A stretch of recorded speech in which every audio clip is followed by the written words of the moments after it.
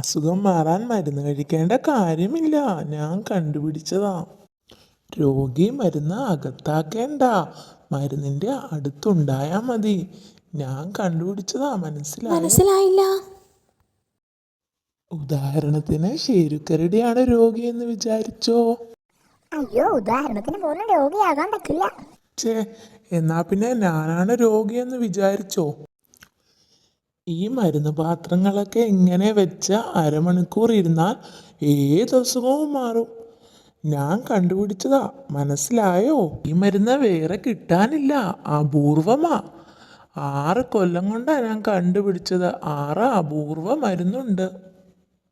ഇനി മരുന്ന് പരീക്ഷിക്കാൻ ഒരു രോഗി വേണം. സഹായിക്കാമോ? ഞങ്ങൾ അസുഖം വരുമ്പോൾ സഹായിക്കാം. ഛേ, അതുപോരാ.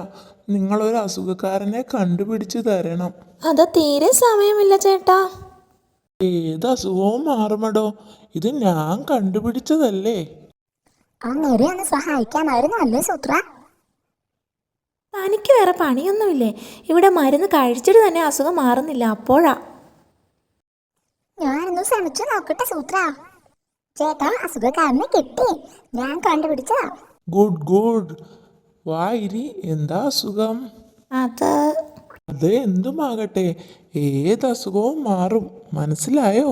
അപൂർവം മരുന്നാ. ഈ ചേട്ടൻ കണ്ടുപിടിച്ചതാ. ജലദോഷമായിരുന്നു അസുഖം ഞാൻ കണ്ടുപിടിച്ചതാ.